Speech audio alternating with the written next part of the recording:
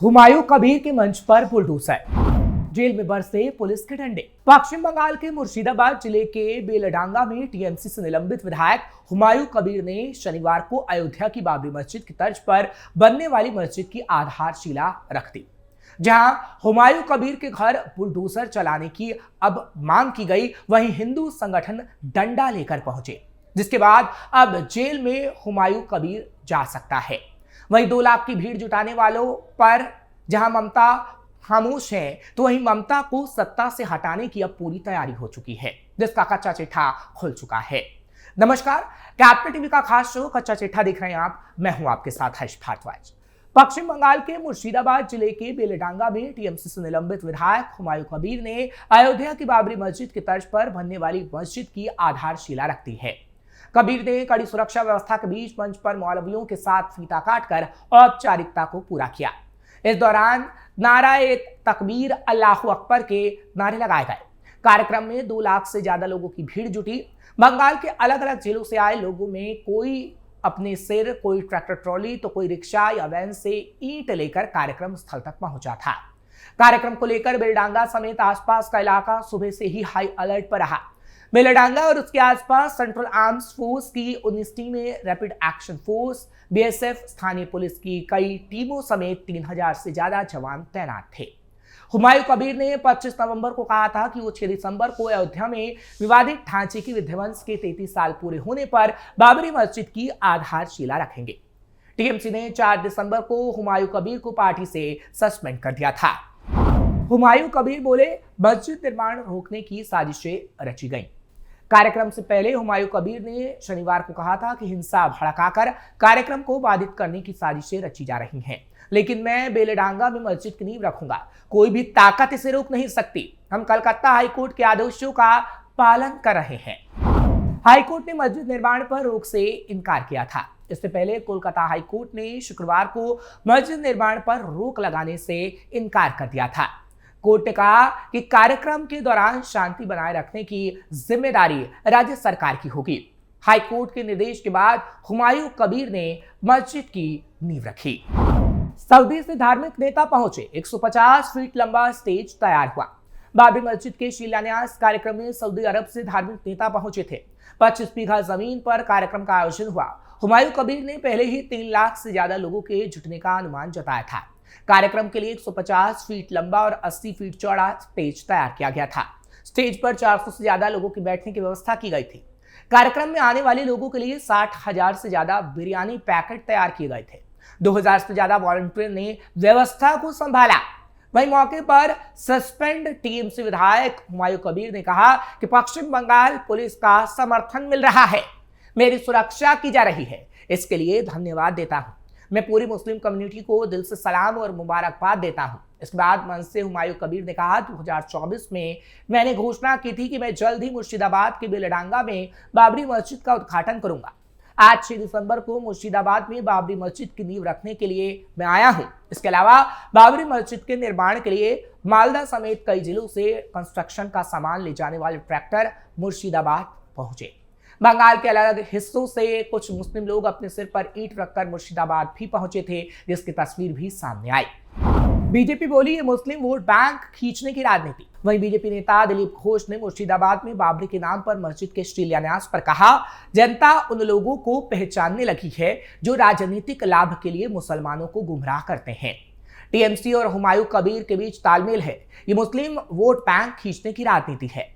Senior नेता अमित मालवीय ने x पर लिखा, पश्चिम बंगाल की मुख्यमंत्री ममता बनर्जी आग से खेल रही हैं। ममता मुस्लिम भावनाओं का ध्रुवीकरण करने के लिए हुमायूं कबीर का इस्तेमाल कर रही हैं। बेलडांगा राज्य के संवेदनशील क्षेत्रों में से एक है। यहाँ झड़पों का एक लंबा और अशांत इतिहास रहा है। यहाँ शांति फैली तो राज्य की आंतरिक एकता और राष्ट्रीय सुरक्षा को खतरा हो सकता था। मुर्शिदाबाद बाबरी मस्जिद को लेकर विवाद की टाइमलाइन। 28 नवंबर मुर्शिदाबाद के बेलडांगा में कई जगहों पर बाबरी मस्जिद के शिलान्यास के पोस्टर लगाए गए। लिखा था, 6 दिसंबर को बेलडांगा में बाबरी मस्जिद का शिलान्यास समारोह होगा। पोस्टर पर हुमायूं कबीर को आयोजनकर्ता बताया गया था। इस बात पर विवाद बढ़ गया। बीजेपी ने इसका विरोध किया, वहीं कांग्रेस नेताओं ने इसका समर्थन किया। 3 दिसंबर टीएमसी ने मामले से खुद को अलग कर लिया। बयान में कहा कि कबीर की इस घोषणा से पार्टी का कोई संबंध नहीं। एक और पार्टी नेता ने कहा, हुमायूं कबीर ने यह विवाद इसलिए खड़ा किया ताकि उन्हें रीठनगर सीट से विधानसभा चुनाव में टिकट मिल सके।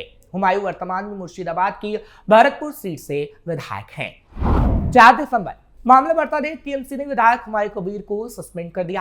कोलकाता मेयर फिरहाद हकीम ने कहा, पार्टी सांप्रदायिक राजनीति में विश्वास नहीं करती।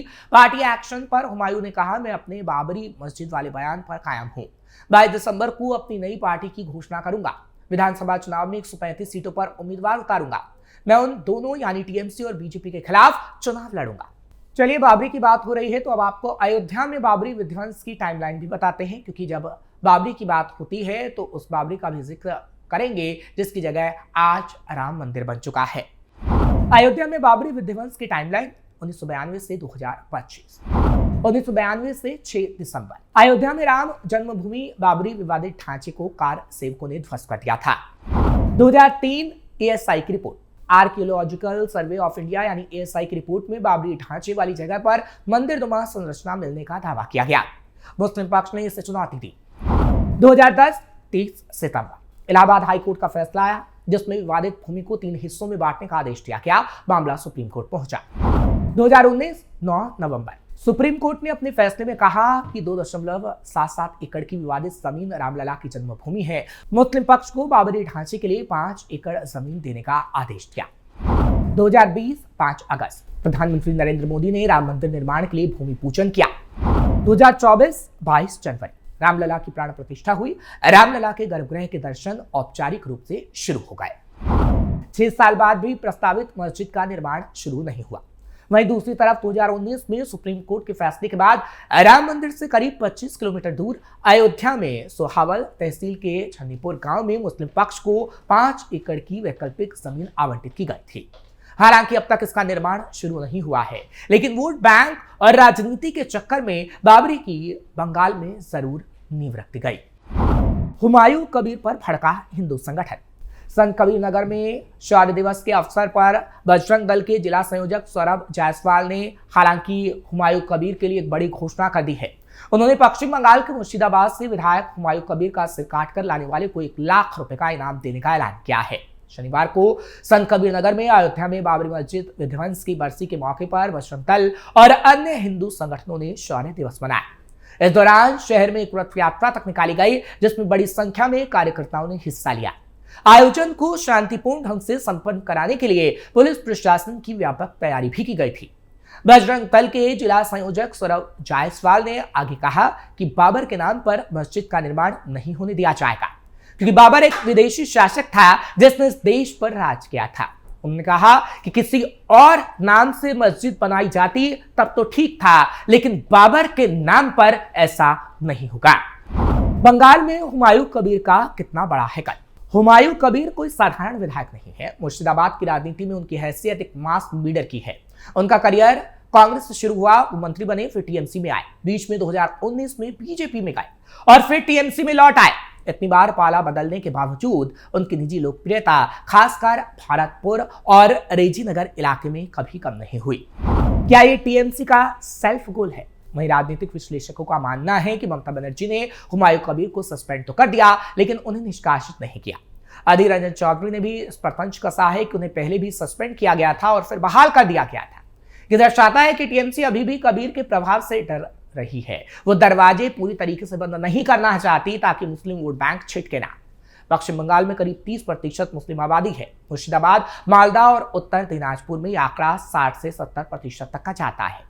अब तक की वोट बैंक एक मुश्त टीएमसी को मिलता रहा है, लेकिन हुमायूं कबीर का सस्पेंशन मुस्लिम समुदाय में यह संदेश दे सकता था कि ममता बनर्जी अब सॉफ्ट हिंदुत्व की राह पर है। राम मंदिर पर बीजेपी मुखर है, लेकिन बाबरी के नाम पर टीएमसी अपने ही विधायक का गला घोट रही है। अगर ये नैरेटिव जमीन पर सेट हो जाता तो टीएमसी को भारी नुकसान उठाना पड़ सकता था। इसलिए ममता पूरी तरीके से खामोश रही, लेकिन बंगाल की राजनीति में जरूर हड़कंप मच गया और जो हुमायूं कर रहे हैं उसे अंदरूनी तौर पर ममता का समर्थन मिल रहा है, ऐसी खबरें हैं। क्योंकि ममता हमेशा से मुसलमानों की मसीहा बनने की कोशिश करती आई हैं और विरोध हिंदुओं का करती हैं, जिसकी तस्वीरें कई बार सामने आ चुकी हैं। फिलहाल आपको ये खबर कैसी लगी कमेंट सेक्शन में जरूर बताएं। खबर को लाइक शेयर करें, कैपिटल टीवी को सब्सक्राइब करना मत भूलिएगा।